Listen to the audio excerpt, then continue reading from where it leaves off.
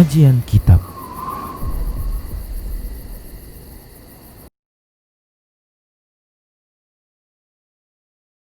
Bismillah, Assalamualaikum warahmatullahi wabarakatuh.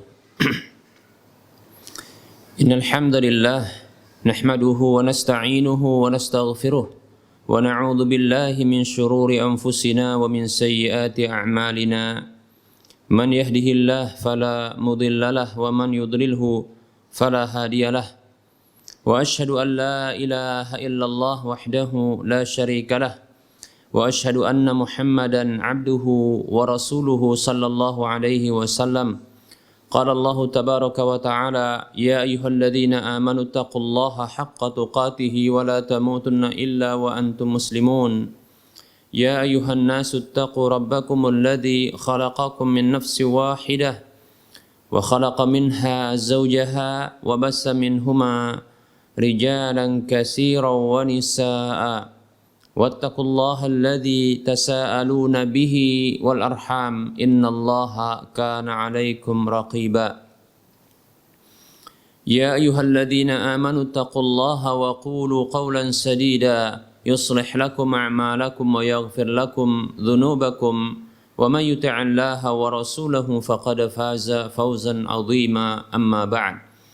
فإن أحسن الكلام كتاب الله وخير الهدى هدى رسول الله صلى الله عليه وسلم وشر الأمور محدثاتها وكل محدثة بدعة وكل بدعة ضلالة وكل ضلالة في النار. Para hamba Allah rahimani wa rahimakumullah, kita bersyukur kepada Allah atas semua nikmat yang Allah berikan. Selawat dan salam tak lupa kita ucapkan untuk Nabi-Nya Muhammad sallallahu alaihi wasallam. Para pemirsa Rosyad TV dan para pendengar radio Medan Mengaji di mana saja Anda berada, a'azzani Allah wa iyyakum. Kita masih membahas tentang perkara-perkara yang bisa mengurangi keimanan, keislaman dan tauhid seorang hamba, dan perkara yang bisa mengurangi tauhid seorang hamba tersebut diantaranya adalah asyirkul asghar, syirik asghar. Dan di antara syirik asghar yang terjadi di dalam ibadah-ibadah qalbiyah, yaitu ibadah-ibadah yang berkaitan dengan hati, adalah riya.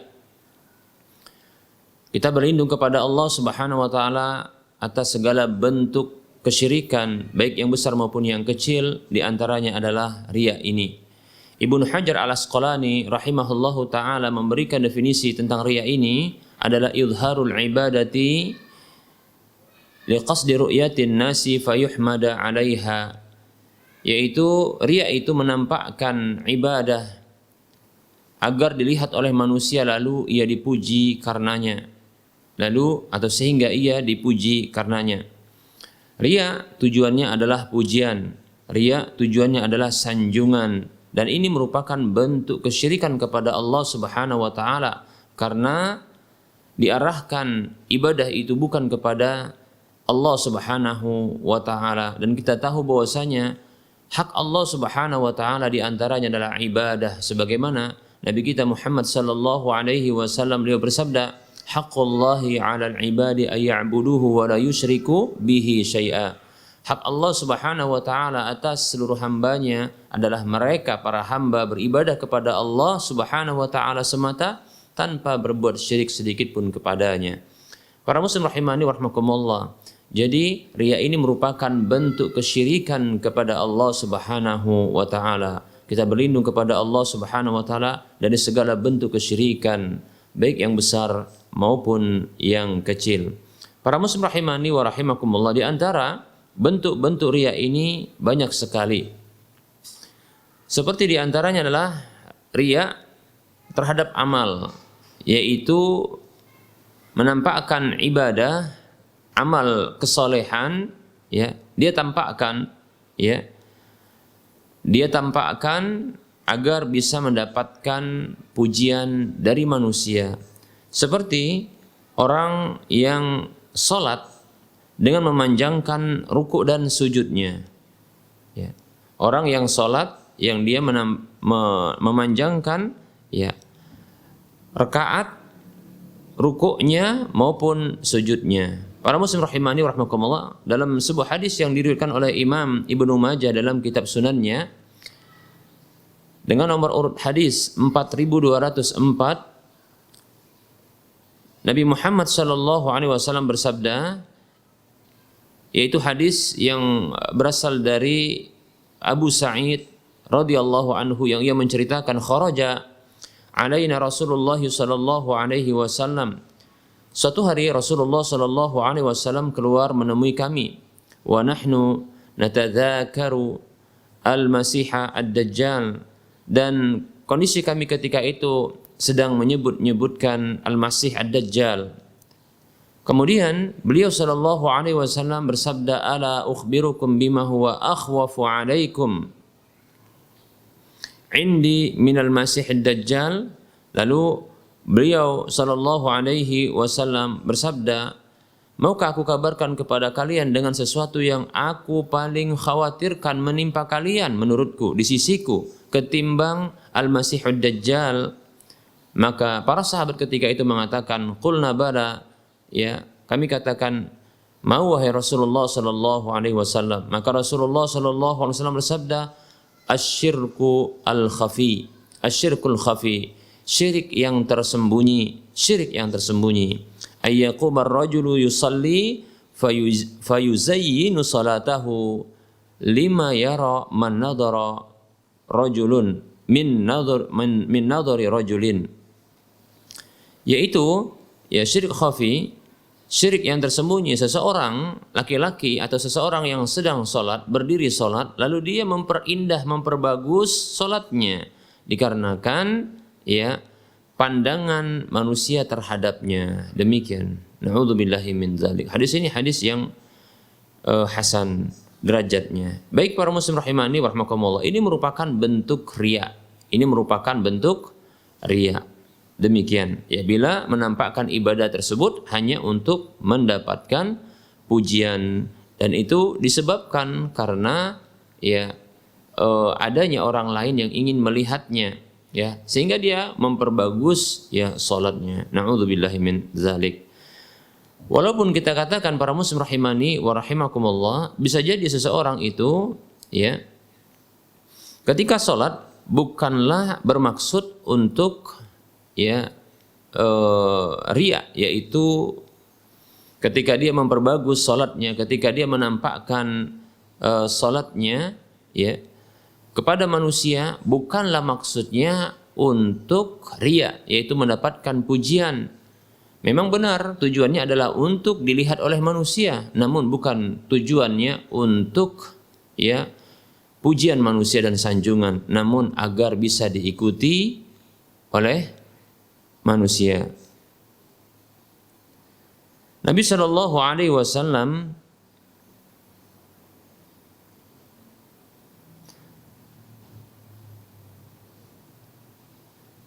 salat di hadapan manusia adalah agar bisa dilihat oleh para sahabat radhiyallahu anhum ajma'in, ya, agar bisa dilihat oleh para sahabat radhiyallahu anhum ajma'in. Bahkan Rasulullah SAW pernah mengatakan, sallu kama ra'aitumuni usalli, salatlah kalian sebagaimana kalian melihat aku salat. Artinya Rasulullah SAW menyengaja untuk memperlihatkan salat beliau di hadapan para sahabat, agar sahabat-sahabat ini bisa meniru beliau, meneladani beliau dalam salat beliau, sehingga salat mereka sesuai dengan keinginan Allah Subhanahu wa taala. Demikian para muslim rahimani wa rahimakumullah. Ada hadis yang dikeluarkan oleh Imam Bukhari dan Muslim dari sahabat Sahal ibnu Sa'ad As-Sa'idi radhiyallahu anhu, bahwasanya ia pernah ditanya, tentang ya dari apakah atau dari manakah mimbar Nabi sallallahu alaihi wasallam.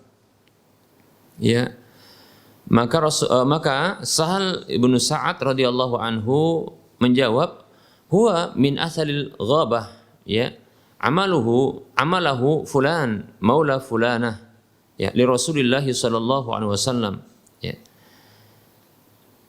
Mimbar Rasulullah sallallahu alaihi wasallam itu berasal dari bahan hutan belantara yang dikerjakan atau dibuat oleh seseorang, ya, laki-laki bekas budaknya dari seorang ya wanita sahabat Rasulullah sallallahu alaihi wasallam yang dibuat untuk Rasulullah sallallahu alaihi wasallam.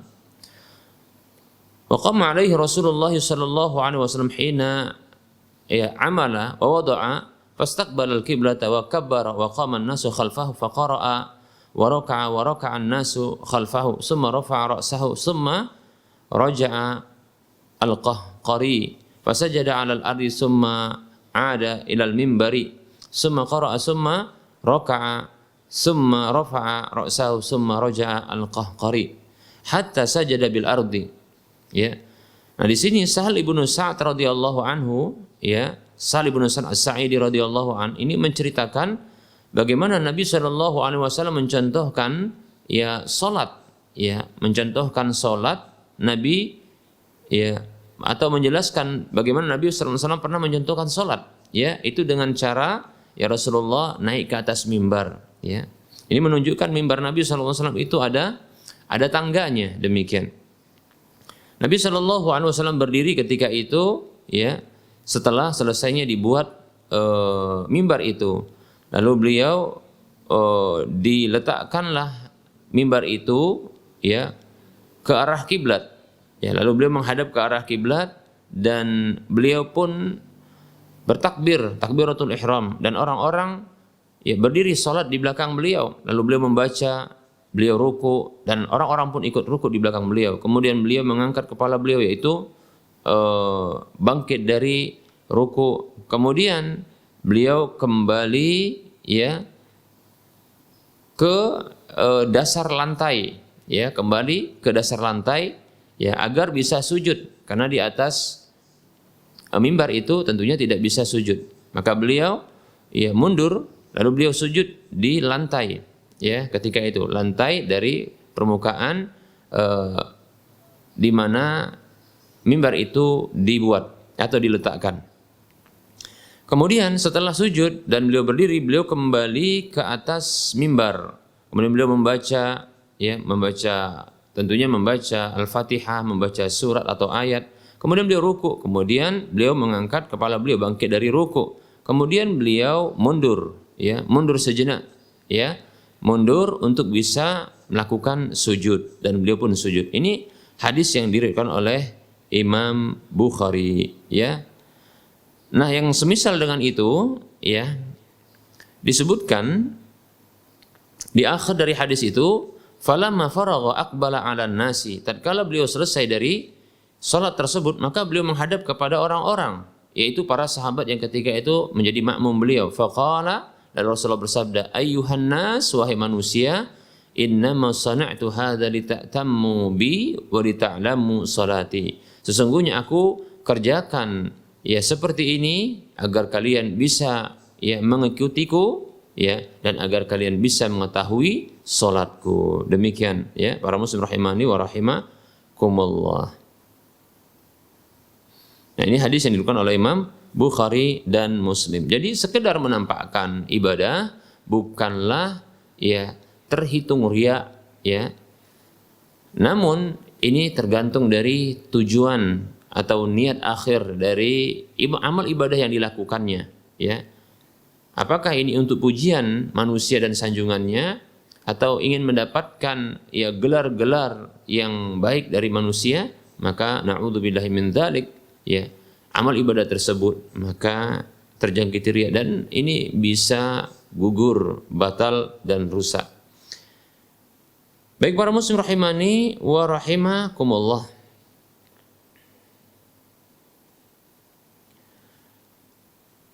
Bisa juga riya, ya. Riya itu dengan perkataan, ya. Dia riya dengan perkataan, yaitu menampakkan kepada orang, ya, sesuatu yang dimilikinya, ya, menampakkan kepada orang dari sesuatu yang dimilikinya, ya, agar bisa tampak di hadapan manusia bahwa begitu mendalamnya ilmunya, dan dia ingin disebut sebagai seorang yang alim, seorang ulama atau seorang ustadz yang hafal, ya, Al-Qur'an, hafal hadis, ya, demikian. Bukan semata-mata dikarenakan ingin, ya, mendasari sebuah, ya, perkataan atau ucapan atau tindakan itu dengan dalil, akan tetapi, ya, ingin menyebutkan, ya, berbagai, atau ingin ketika menyebutkan berbagai dalil-dalil atas sebuah amal, ya, atau perkataannya itu hanya ingin disebut bahwasanya dia seorang yang menghafal berbagai dalil, seorang yang hafid Al-Qur'an, seorang yang hafid, ya, hadis, yaitu penghafal Al-Qur'an dan penghafal hadis, demikian. Nah, ini tentunya bentuk, ya, riya, ya, bentuk riya. Demikian para muslim rahimani wa rahimakumullah. Ya.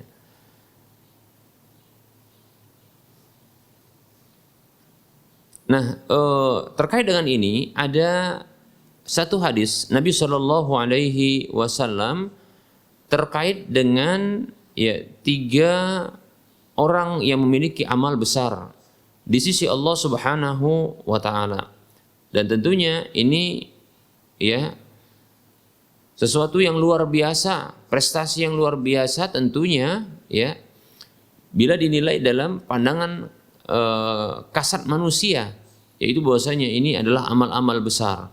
Namun disebabkan riya yang muncul di dalam hati pelakunya, maka amal yang besar ini pun menjadi sia-sia, bahkan ini mengakibatkan, ya, hukuman, ya, sanksi hukuman yang diberlakukan oleh Allah Subhanahu wa Ta'ala kepada pelakunya.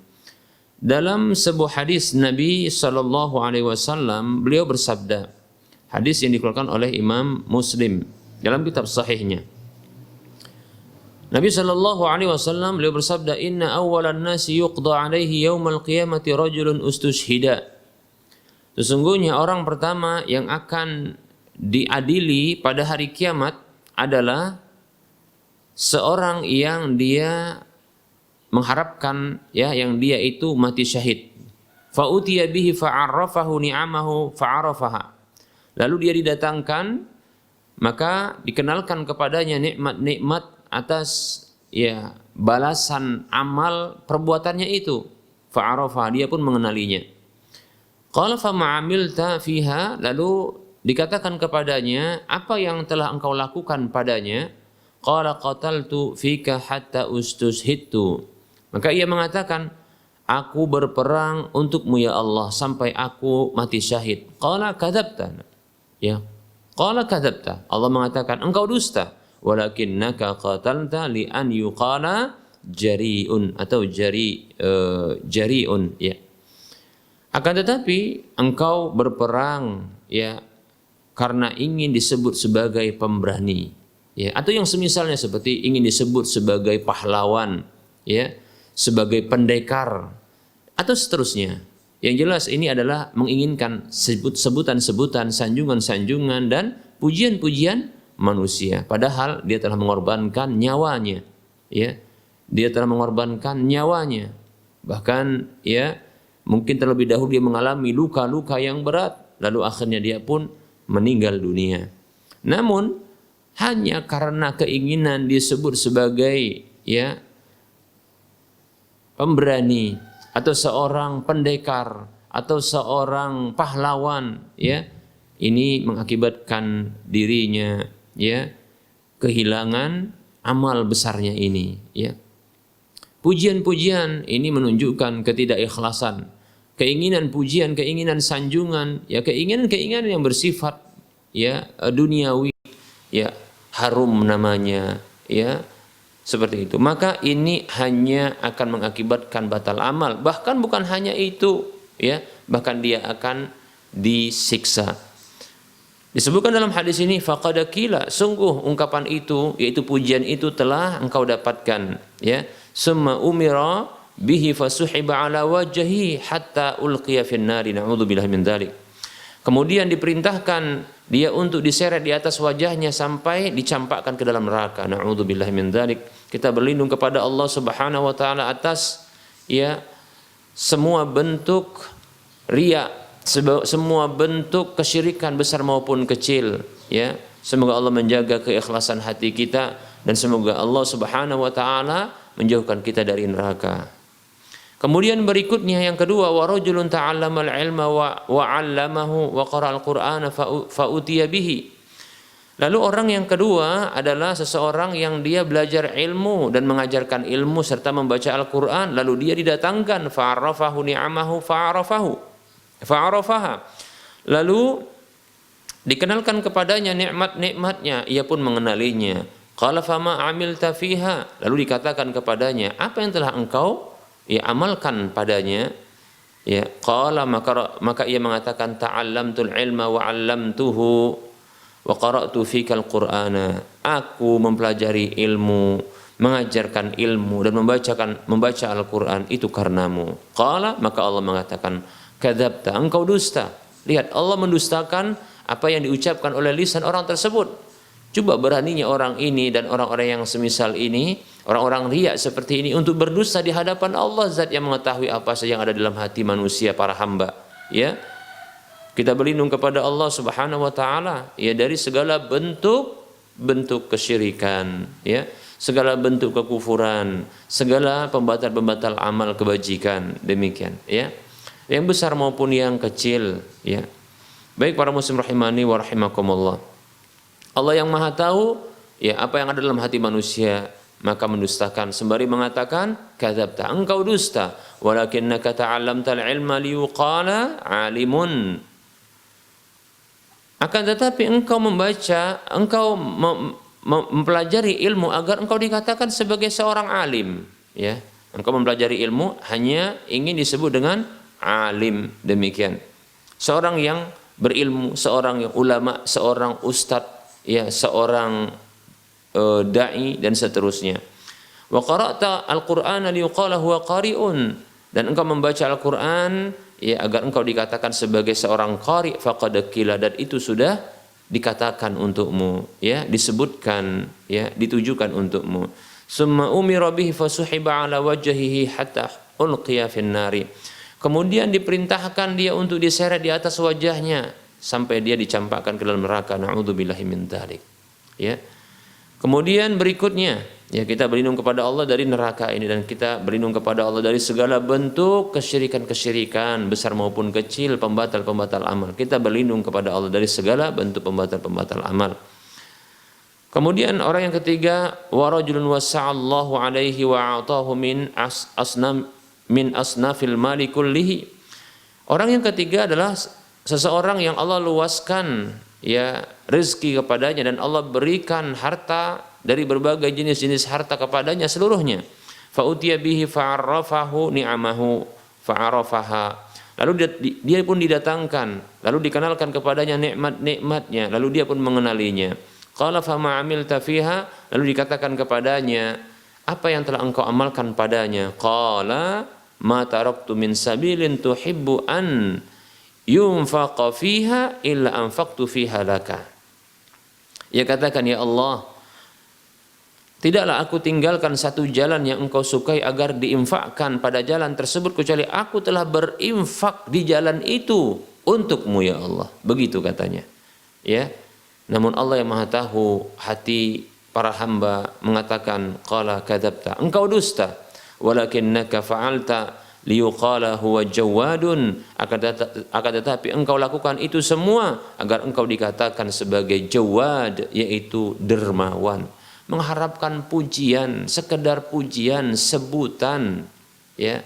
Maka ini ternyata berefek buruk bagi pelakunya. Bukan hanya amal yang dibatalkan, bahkan, ya, dia mendapatkan sanksi hukuman. Faqad qila, dan ungkapan atau ucapan sebutan pujian itu telah engkau dapatkan dan telah disebutkan, ya. Summa umira bihi fasuhiba ala wajhihi, kemudian diperintahkan dia untuk diseret di atas wajahnya. Summa ulqiya fin nari, kemudian dicampakkan ke dalam neraka. Na'udzubillahi min dzalik. Kita berlindung kepada Allah Subhanahu wa taala dari segala bentuk pembatal-pembatal amal, di antaranya kesyirikan baik besar maupun kecil, dan kita berlindung kepada Allah Subhanahu wa taala dari neraka Allah Subhanahu wa taala. Baik para muslim rahimani wa rahimakumullah, ya. Di antara bentuk, ya, bentuk dari riya ini adalah menampakkan ya bekas-bekas dari ibadah itu, ya, bekas-bekas kalau dia sudah beribadah, demikian, ya, ya, agar dia mendapatkan sebutan-sebutan, ya, agar dia mendapatkan ya sebutan bahwa ini seorang yang soleh, seorang yang ahli ibadah dan seterusnya. Seperti contohnya dia membiarkan bekas sujud, ya, bekas sujud, ya, yaitu jidatnya berwarna hitam, ya, atau menyengaja untuk ya menggesek-gesekkan seperti itu, ya, jidatnya atau keningnya, agar keningnya itu berubah menjadi hitam dan dikenal sebagai seorang ahli sujud, seorang yang ya melakukan sholat di malam hari dengan panjang dan seterusnya, ya. Bahkan terkadang ada sebagian orang yang tidak ditanya maka dia pun menjelaskan dan menampakkan ya ibadah-ibadah yang sesungguhnya dia sembunyikan. Ya mudah-mudahan orang yang dia menyebutkan padahal tidak diminta untuk menyebutkan tersebut, ya mudah-mudahan dia ikhlas karena Allah, ya. Tapi kalau dia hanya ingin diketahui ya amal ibadahnya, ya, maka yang seperti adalah riya, seperti itu. Seperti hendaknya kita ya ketika kita bertanya ya baik itu kepada ustadz atau siapapun, ya tak perlu kita menyebutkan amal ibadah, ya, amal ibadah yang kita lakukan. Cukup kita menyebutkan kasus yang ingin kita ketahui. Seperti contohnya kalau kita bertanya kepada seorang ustadz untuk mengetahui hukumnya, ya, tidak perlu kita katakan, ustadz, saya selalu sholat malam, tapi saya bingung ya berapa rakaat. Ngapain kita sebutkan begitu? Ya, dengan kita menyebutkan amal ibadah seperti ini khawatir ya kita terjatuh ke dalam riya. Maka tidak perlu, cukup langsung kepada kasus, ustadz, bagaimana bila ya seseorang itu bingung untuk sholat malam, berapa jumlah yang harus dikerjakannya? Demikian begitu, ya. Ustaz, kalau saya sholat malam, tidak perlu dia begitu menyebutkannya, tapi langsung kepada kasus. Dan bila mampu untuk menyebutkan dengan bentuk orang ketiga, maka lakukan. Ada seseorang yang dia ingin sholat malam, seperti itu contohnya begitu, ya. Ada seseorang yang ingin sholat malam, ya, namun dia tidak bisa melakukan dengan banyak. Berapakah yang seharusnya dia lakukan? Nah, seperti itu. Ya, seperti itu. Dia bertanya dengan menggunakan kalimat orang ketiga, seperti itu, ya. Ada seseorang yang ingin sholat malam, ya, dia tidak bisa melakukan sholat dengan jumlah yang banyak. Berapakah yang mesti dia lakukan yang sesuai petunjuk Rasulullah SAW? Nah, seperti itu, ya.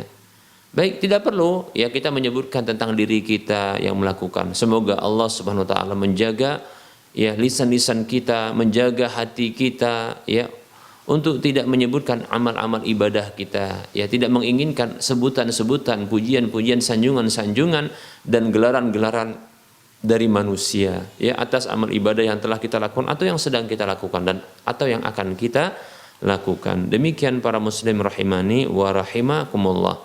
Karena sesungguhnya ya riya ini adalah sesuatu yang ditakutkan oleh Nabi kita Muhammad SAW. Bahkan ini adalah sesuatu yang paling ditakutkan Nabi untuk menimpa para sahabat Nabi SAW. Ya, sahabat Nabi ya yang mereka ini adalah orang-orang pilihan Allah Subhanahu wa taala untuk menemani nabinya Muhammad sallallahu alaihi wasallam yang berikutnya. Mereka menjadi generasi yang akan mengestafetkan agama ini kepada generasi setelah mereka. Ternyata Nabi pun masih mengkhawatirkan ya mereka terjatuh ke dalam kesyirikan berupa riya ini. Dalam sebuah hadis Nabi sallallahu alaihi wasallam, hadis Mahmud ibnu Lubaid atau Labid radhiyallahu anhu secara marfu', ya, Nabi Muhammad sallallahu alaihi wasallam bersabda, "Inna akhwafa ma akhafu alaikum asyirkul asgharu." Ya, sesungguhnya sesuatu yang paling aku khawatirkan ya menimpa kalian adalah syirik asghar. Qalu wa masyirkul asghar ya Rasulullah? Lalu para sahabat bertanya kepada Nabi sallallahu alaihi wasallam, ya, Apa itu syirik asghar wahai Rasulullah sallallahu alaihi wasallam? Qala, maka Rasulullah bersabda, ar-riya, riya, riya.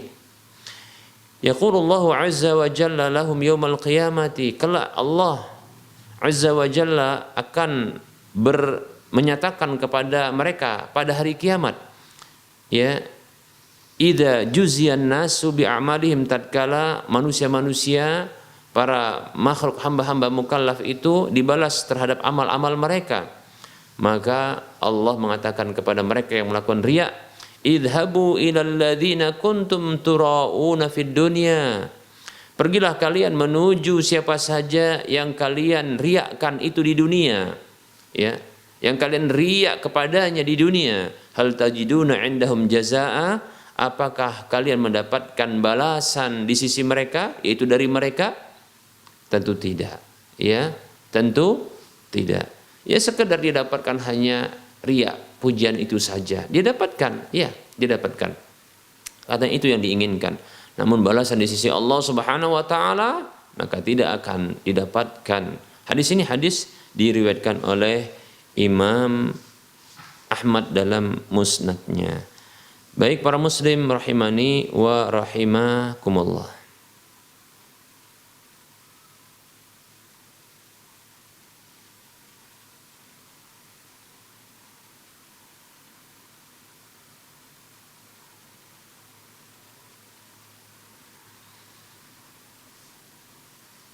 Insyaallah ta'ala pada waktu mendatang kita akan menyebutkan tentang perkara-perkara yang bisa membantu seorang hamba agar dia terjauh dari segala bentuk riya. Insyaallah ta'ala pada waktu mendatang insyaallah ta'ala kita akan bahas, ya. Insyaallah ta'ala, ya. Dan kita akan masuki pada pertemuan hari ini sesi soal jawab pada saat ini, ya. Kita akan masuki berikutnya sesi soal jawab.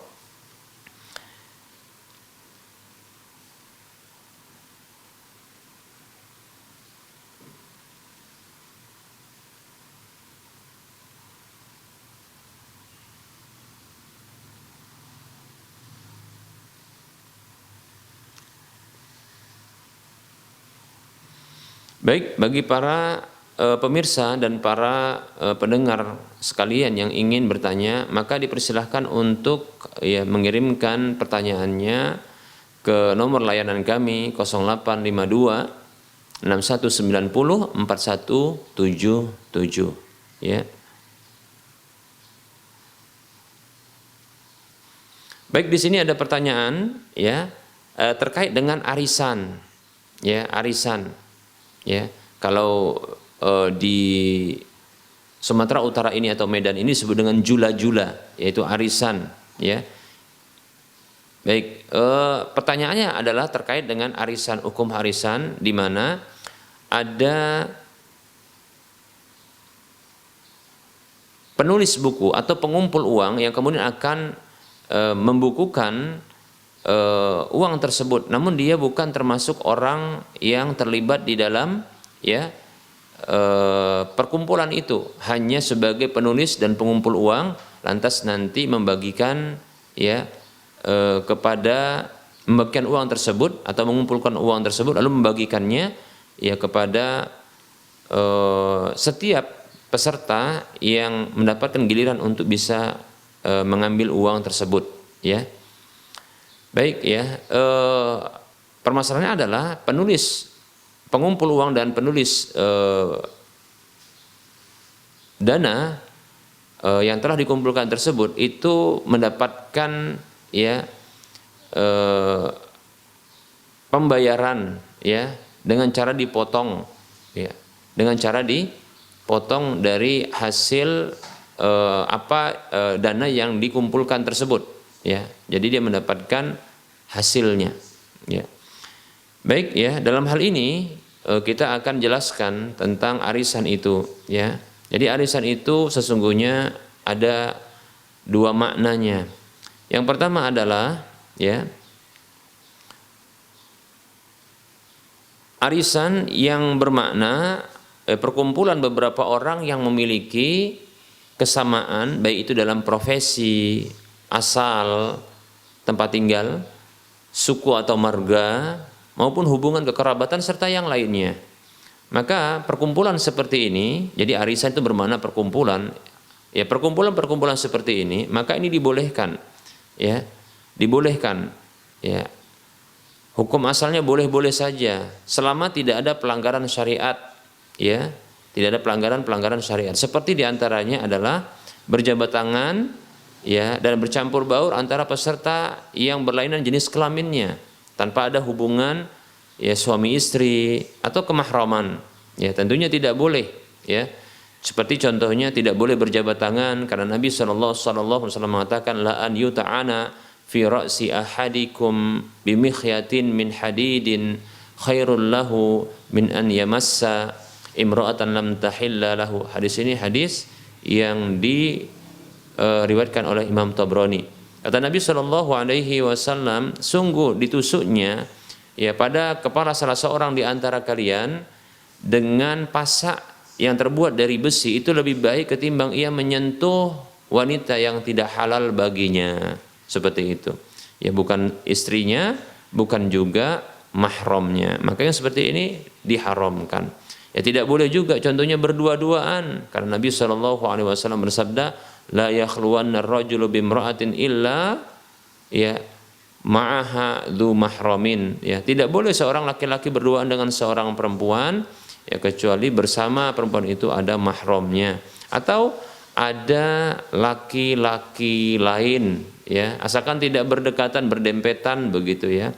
Maka hendaknya yang seperti ini, ya, ini dipisahkan, ya, tempat duduknya, perkumpulannya, ya, bagian laki-laki ada, bagian perempuan ada, demikian. Ya, kata Nabi sallallahu alaihi wasallam la yadkhulanna rajulun, ya, ba'da yaumi hadza ala maghibatin illa ma'ahu rajulun awisnani.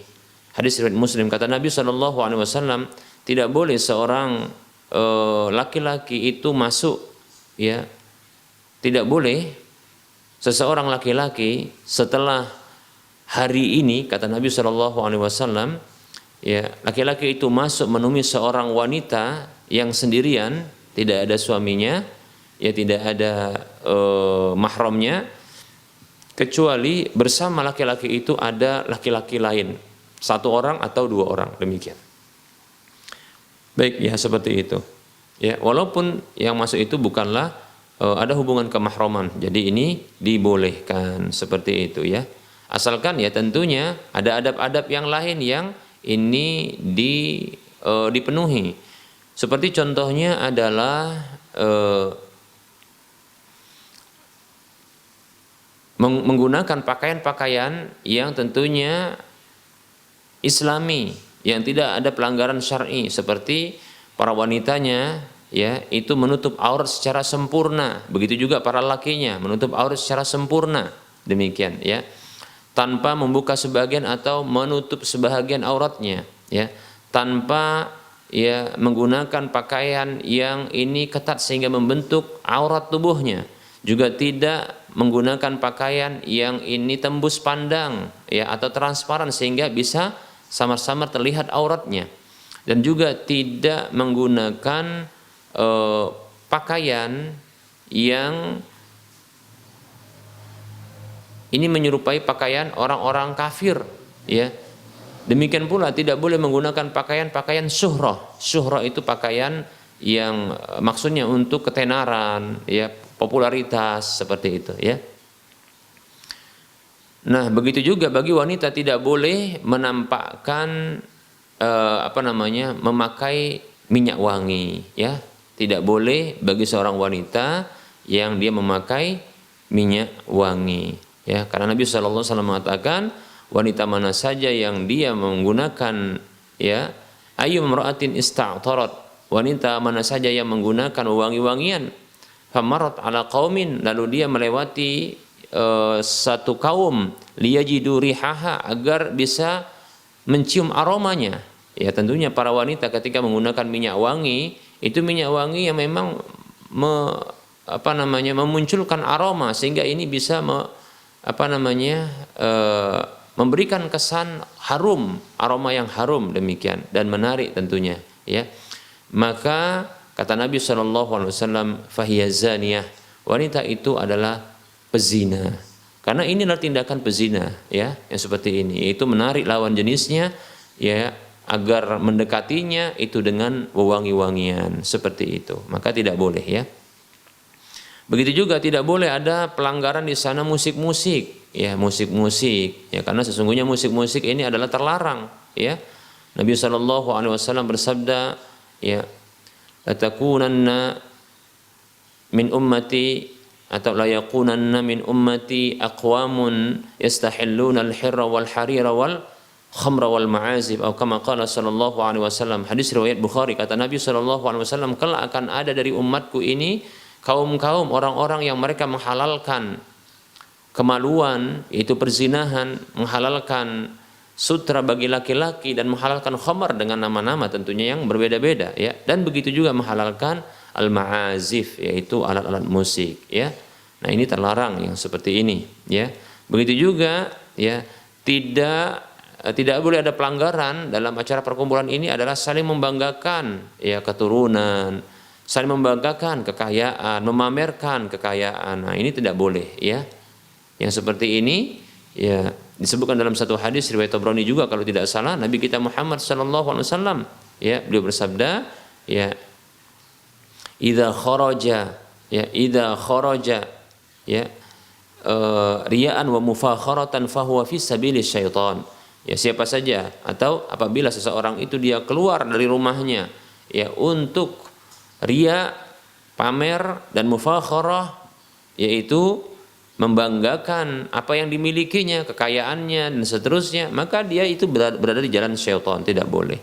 Dan seterusnya dari kemaksiatan-kemaksiatan yang ada, ya, ini harus dihindarkan dalam perkumpulan tersebut. Yang hukum asal perkumpulan tersebut, ya, ini adalah boleh saja. Bahkan bisa jadi, ya, perkumpulan yang disebut dengan arisan ini dianjurkan jika ada kebaikan dan kemaslahatan padanya. Ya, contohnya perkumpulan ini ternyata di sana dibuat, ya, kajian-kajian ilmiah, ya, yang ini akan memberikan pencerahan agama kepada mereka, ya, para pesertanya. Maka ini bisa jadi baik, demikian, seperti itu, ya.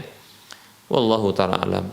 Kemudian makna yang kedua dari arisan adalah arisan bermakna pengumpulan uang. Jadi bukan orang yang berkumpul, tapi uang yang berkumpul, yaitu pengumpulan dana atau uang dari para peserta sebuah perkumpulan dalam periode tertentu, lalu disepakati untuk diberikan kepada setiap peserta secara bergiliran, ya, dengan cara diundi atau berdasarkan nomor urut peserta. Ya, arisan ini disebut juga tadi yang kita katakan jula-jula kalau di Indonesia, di Sumatera Utara, ya. Atau bahasa yang lain adalah tarikan, gitu, ya. Main tarikan kalau di sini, ya. Seperti itu. Maka hukum asalnya ini boleh-boleh saja, ya. Boleh-boleh saja yang seperti ini, dan ini sebagaimana yang difatwakan oleh Lajnah Daimah, ya. Baik, ya. Tentunya juga hukum asal yang boleh ini asalkan tidak ada, ya, pelanggaran syariat padanya. Seperti contohnya, apa sih pelanggaran syariat yang terjadi pada bentuk arisan seperti ini? Yaitu diantaranya adalah riba, ya, riba.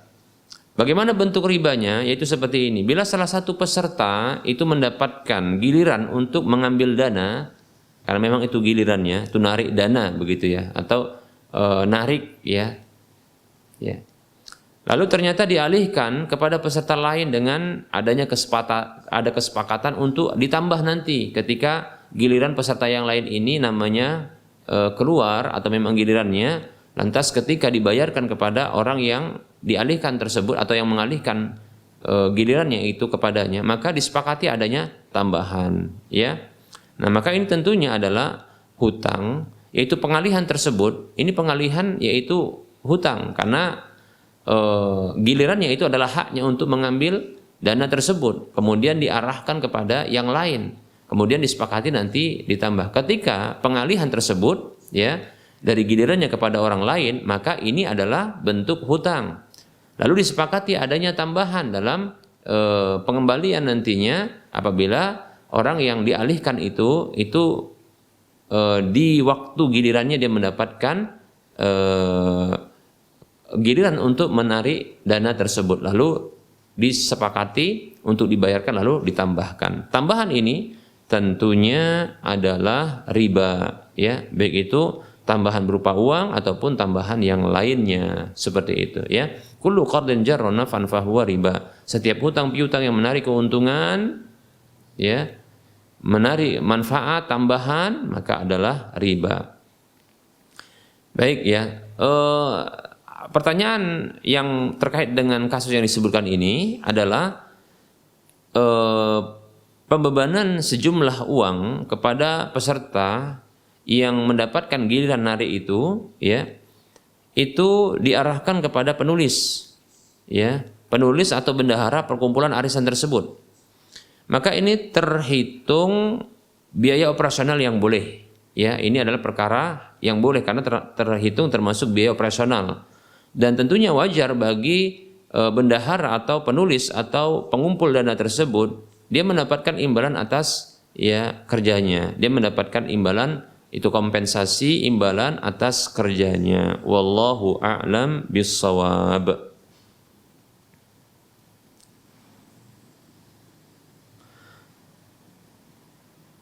Baik, ada pertanyaan, ya, berikutnya di sini.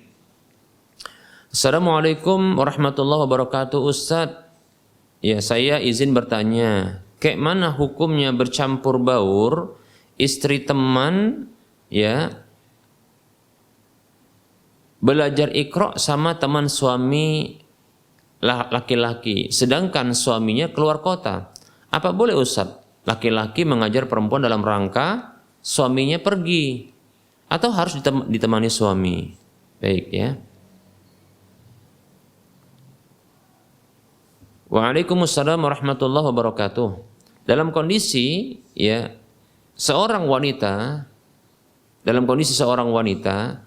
yang dia ini tidak memiliki mahram, lalu ada seorang laki-laki yang datang menemuinya, baik itu dengan alasan agama, yaitu belajar agama, ya, atau urusan-urusan yang lainnya, ya, maka tidak boleh dia bersendirian datang, ya, tidak boleh bersendirian datang, kecuali harus dia bersama laki-laki lain, sang laki-laki tersebut, atau sang perempuan itu bersama dengan mahramnya. Nah, seperti itu, ya. Kata Nabi SAW, ya, hadis ini dari Ibnu Abbas radhiyallahu anhu, Rasulullah SAW bersabda, la yakhluwanna rajulun bimra'atin illa wa ma'aha dzu mahramin, ya.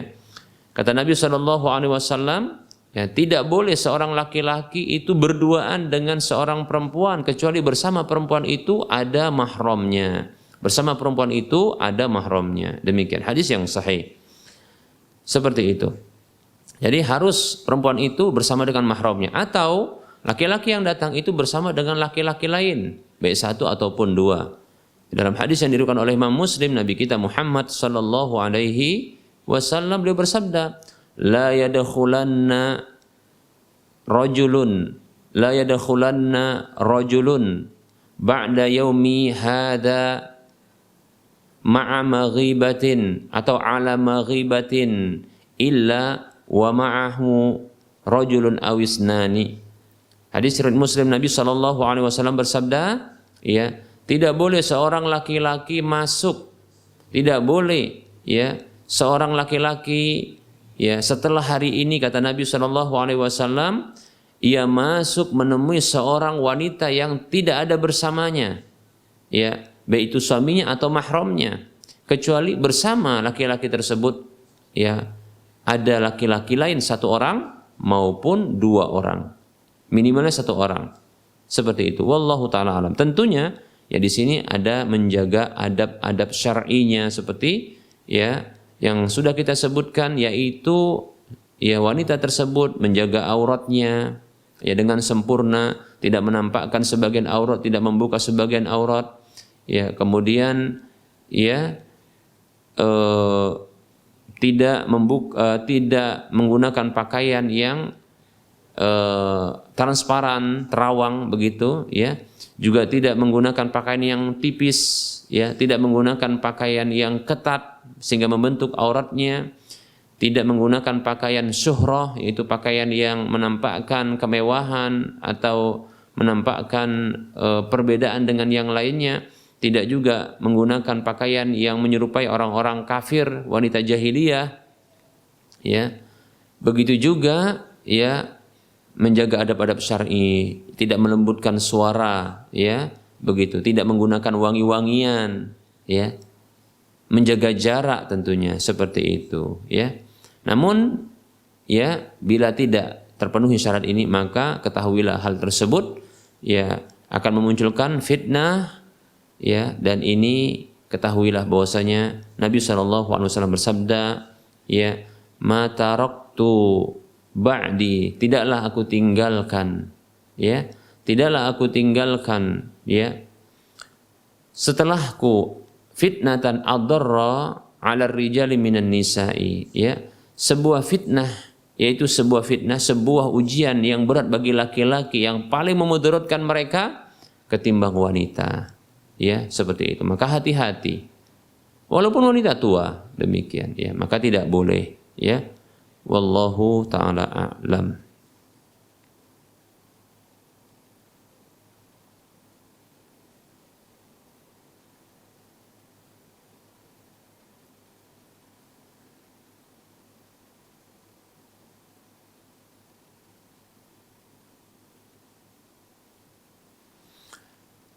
Bismillah Ustaz, semoga Allah memberikan kesehatan dan keberkahan untuk antum dan keluarga serta kita semua umat Rasulullah SAW. Amin ya rabbal alamin. Ustaz, saya ingin melanjutkan pertanyaan dari keluarga. Oh, ini kayaknya pertanyaan yang lain ini, ya. Gak apa-apa, ya.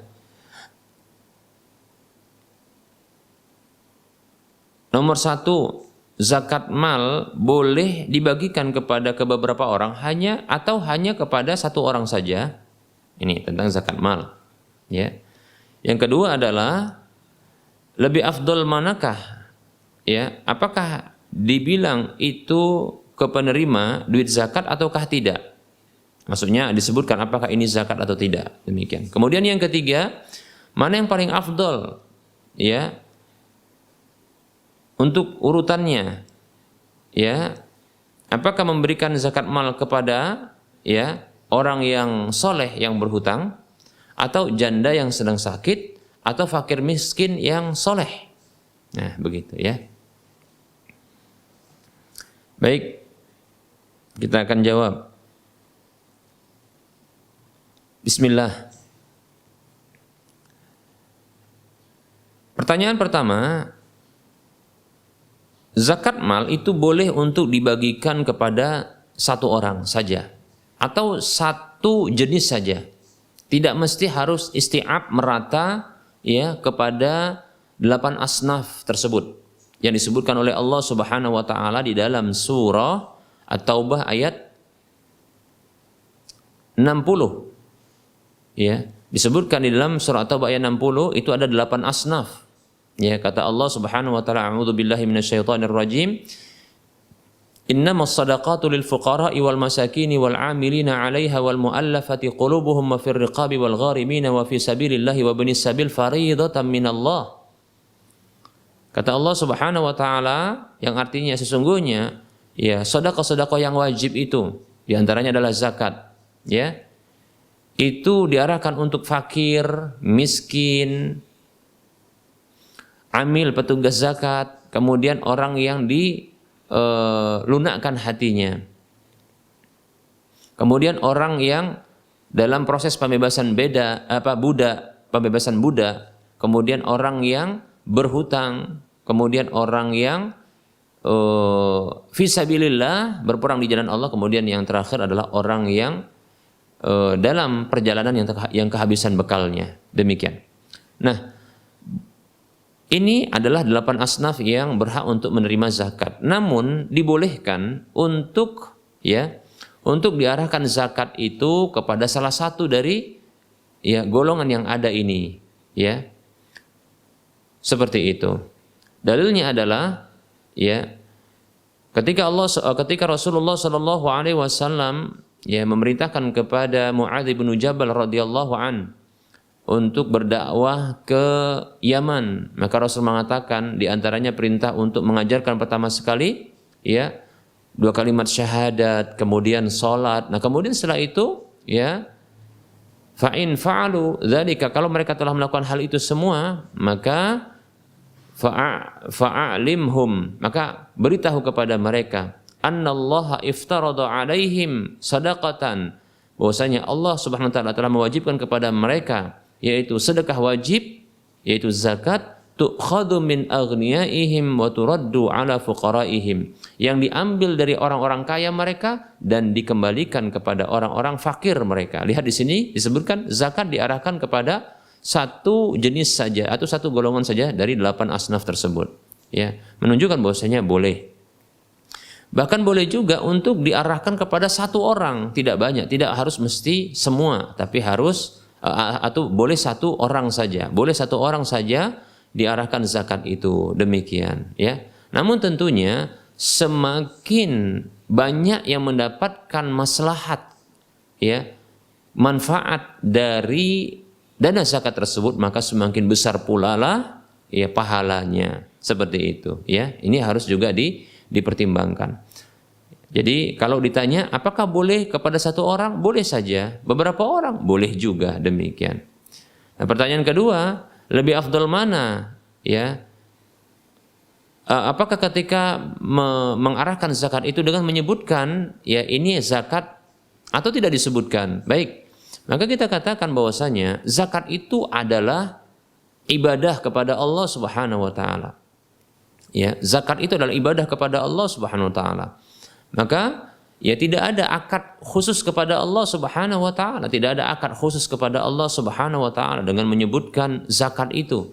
Karena Allah Subhanahu wa taala mengetahui niat seorang hamba, ya. Allah itu alimun bidzatis sudur, Allah Maha mengetahui apa yang ada dalam hati para hambanya, demikian. Jadi tidak perlu ada lafaz-lafaz yang disebutkan ketika mengeluarkan zakat, karena zakat adalah ibadah, dan ibadah adalah urusan seorang hamba dengan Allah Subhanahu wa taala, dan tak perlu ada akad khusus kepada Allah, ya.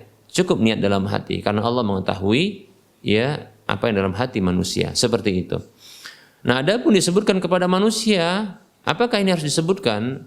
Ya pun tidak perlu untuk disebutkan, tidak harus, bukan merupakan syarat untuk disebutkan, karena tadi kita katakan ini adalah zakat adalah ya urusannya kepada Allah. Adapun kepada manusia, karena mereka sebagai penerima zakat, ya, mereka ya orang-orang yang berhak untuk menerima zakat, maka tidak perlu harus mengetahui apakah ini zakat ataukah tidak zakat, seperti itu, ya.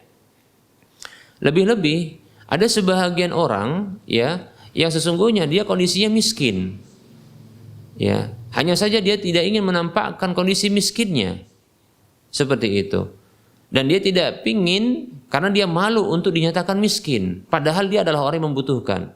Dan ini adalah hakikat seorang miskin yang sesungguhnya, yaitu yang dia tidak meminta-minta kepada manusia, yang dia menyembunyikan kondisinya. Namun apabila seorang yang telah wajib untuk membayar zakat melihat ada seseorang atau keluarga yang mereka ini sangat membutuhkan, namun mereka ini menyembunyikan kekurangan tersebut, ya, kesulitan tersebut, ya, maka tentunya mereka berhak untuk menerima zakat tanpa harus ya mereka mendengarkan kalimat ini adalah zakat. Terkadang hal itu malah membuat mereka itu terluka, ya, seolah-olah itu adalah ya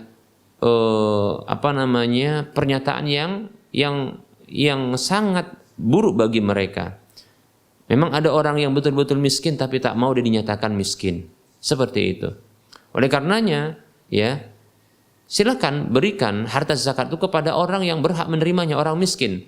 Bahkan dia menyembunyikan kemiskinannya tanpa harus menyebutkan ini adalah zakat, karena itu bisa menyinggung hatinya, seperti itu. Baik. Pertanyaan ketiga, manakah yang lebih afdol? Ya, tadi disebutkan untuk diberikan yaitu orang saleh yang berhutang, janda yang sedang sakit, fakir miskin yang soleh. Saya condong bila memang banyak hartanya, maka bagi mereka semuanya. Saya condong semuanya adalah diberikan, tapi dengan pembahagian yang sesuai dengan kebutuhan mereka. Maka ini afdol, ya, afdol karena seperti yang kita katakan tadi, ya, semakin banyak manfaat dan maslahat yang didapatkan dari sebuah pemberian, baik itu zakat, infak, sedekah, maka itu akan semakin membuat banyaknya pahala. Karena pahala itu semakin besar pahalanya bisa disebabkan karena semakin besar pula manfaatnya dan semakin banyak pula maslahatnya. Demikian, seperti itu. Ya, adapun ya permasalahan ya mana yang lebih afdol, kalau seandainya memang tidak bisa diberikan kecuali hanya kepada satu orang, maka ya pilihlah yang sangat mendesak dengan memperhitungkan skala prioritas. Ya, siapa yang paling mendesak di sini? Ya, bisa jadi adalah orang yang mendesak itu adalah orang yang soleh berhutang tadi, karena bisa jadi bila dia tidak berhutang, maka barang jaminan itu akan kemudian ya dijual, sementara dia sangat membutuhkan barang jaminan itu. Bisa jadi adalah janda yang sedang sakit ini, ya, janda yang sedang sakit ini, ya, karena bisa jadi sakitnya ini bisa menghantarkan kepada kematiannya, seperti itu. Bahkan Rasulullah SAW ya memberikan motivasi khusus bagi kaum muslimin agar membantu meringankan janda. Kata Nabi SAW, as-sa'i 'alal armalati wal miskini kal mujahidi fi sabilillah wa ahsibuhu qala wa qasaimil ladzi la yuftir wa qal qaimil ladzi la yaftur. Ya, kama qala sallallahu alaihi wasallam. Kata Nabi SAW, orang yang menafkahi janda, membantu janda dan orang miskin itu seperti mujahid fisabilillah. Lihat, mujahid fisabilillah, seperti mujahid fisabilillah. Atau ya, itu seperti orang yang berdiri sholat tidak putus-putus dan seperti orang yang berpuasa tidak henti-henti. Demikian, seperti itu, ya. Demikian. Bisa juga orang fakir miskin yang juga soleh, ya. Karena mungkin bisa jadi karena memang dia ketiadaannya, dia belum makan. Maka dilihat skala prioritas. Adapun bila disebutkan seperti ini, ya kita sulit untuk bisa mengidentifikasinya mana yang lebih afdol. Tentunya keafdolan itu disesuaikan dengan apa? Maslahat yang tepat, ya, manfaat yang banyak yang didapatkan. Nah, seperti itu, ya. Dan ini harus memang diuji. Kalau seperti ini saja maka belum bisa untuk diketahui. Saya condong maka silahkan kalau bisa dibagi semuanya. Contoh kalau ada ternyata harta zakat tersebut senilai 1 juta, maka dibagi 3 saja. Bisa. Atau dilihat mana yang paling prioritas, yang paling perlu, yang paling butuh. Wallahu ta'ala a'lam.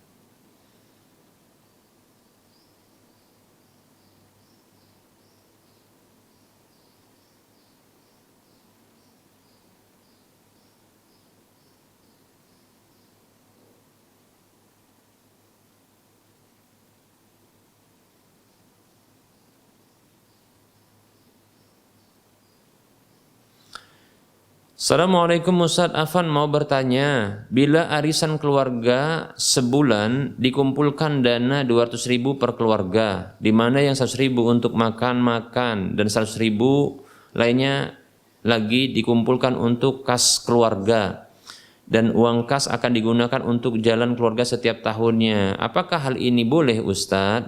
Syukron. Waalaikumsalam warahmatullahi wabarakatuh. Kembali kita katakan bahwasanya hal ini adalah ya boleh-boleh saja, ya boleh-boleh saja, ya karena hukum asalnya adalah boleh, ya. Bahkan apabila ini digunakan atau arisan seperti ini semakin akan mendekatkan ya hubungan silaturahim, maka ini malah menjadi baik. Tapi hindarkan hal-hal yang memang terlarang yang sudah kita sebutkan, ya. Dalam perkumpulan jangan sampai ada hal-hal pelanggaran syariat. Bahkan kalau bisa dalam perkumpulan tersebut ada hal-hal yang bisa mengingatkan kepada Allah Subhanahu wa taala dengan siraman rohani, ya.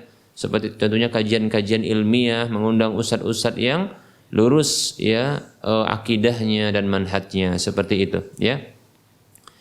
Nah, kemudian jangan juga sampai ada riba dalam arisan uang ini, ya, dan pelanggaran-pelanggaran yang lainnya. Kalau hanya seperti ini yang disebutkan, oleh sang penanya ini, maka insyaallah taala tidaklah bermasalah, insyaallah taala, ya. Wallahu taala a'lam. Afwan.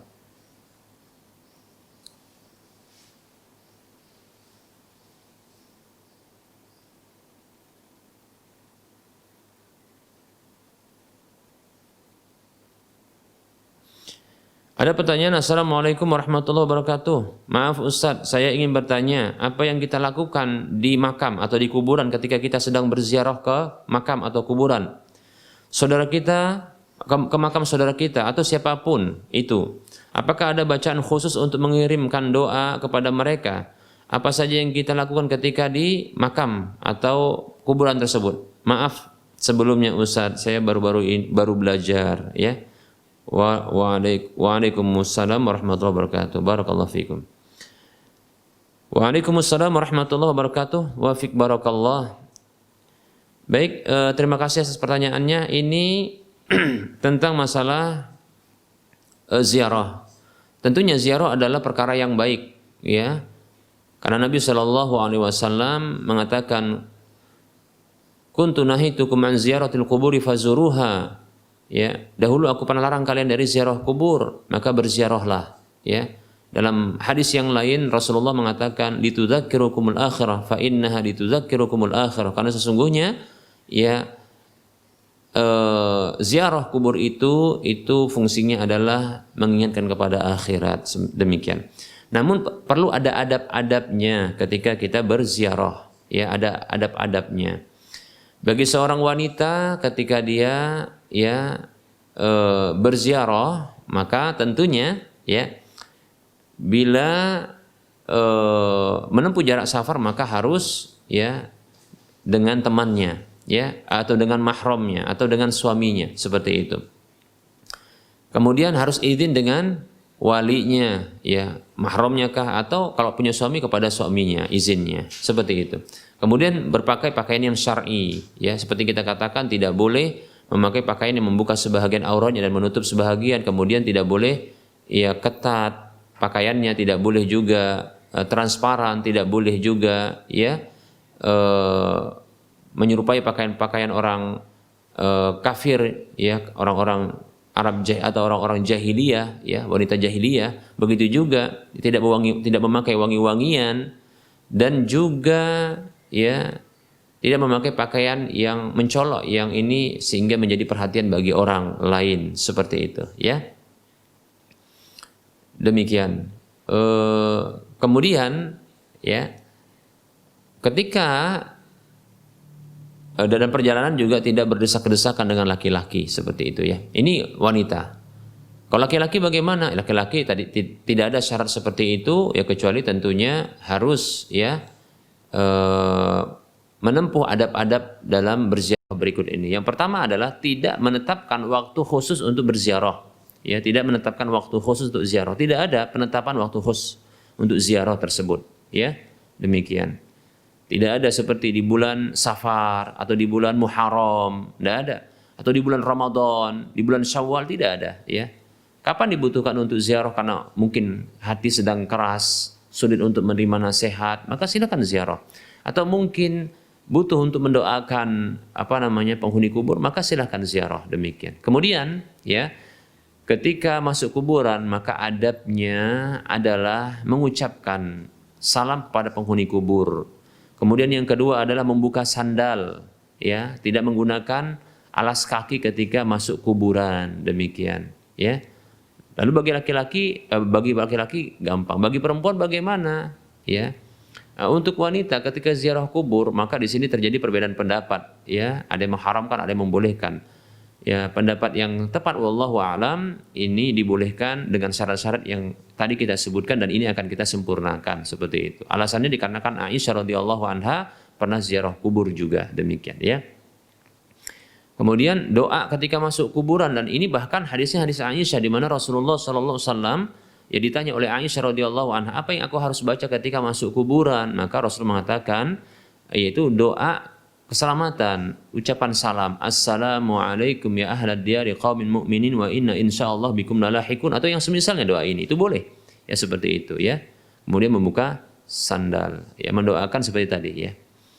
Boleh juga tanpa masuk ke kuburan, tapi di pinggir kuburan tersebut untuk berdoa sambil menghadap kiblat kepada Allah, doanya untuk kebaikan penghuni kubur, seperti itu ya. Demikian. Nah, kemudian ketika bagi yang ingin masuk ke dalam kuburan, yaitu maksudnya bukan ke liangnya tapi ke area perkuburan tersebut, maka jangan melangkahi kuburan, jangan menginjak kuburan, jangan duduk di atas kuburan. Demikian ya. Seperti itu. Ya. Ya. Nah, kemudian ya tidak perlu untuk membaca ayat-ayat Al-Qur'an, cukup mendoakan saja dengan doa untuk kebaikan bagi penghuni kubur. Demikian, semoga bermanfaat. Ya, wassallallahu ala Muhammad wa ala alihi wa ashabihi ajma'in. Ya. Nah, di sini karena sudah masuk waktu salat duhur bagi wilayah Medan dan sekitarnya, kita tutup kajian kita ini. Mohon maaf atas kekurangan dan kesalahan. Kepada Allah saya mohon ampun, kepada para pemirsa sekalian saya mohon maaf ya, dan para pendengar sekalian, kita bertemu kembali di lain kesempatan. Wassallallahu ala Muhammad wa ala alihi wa ashabihi ajma'in. Subhanakallahumma wa bihamdika asyhadu an la ilaha illa anta astaghfiruka wa atubu ilaika walhamdulillahi rabbil alamin. Wassalamualaikum warahmatullahi wabarakatuh.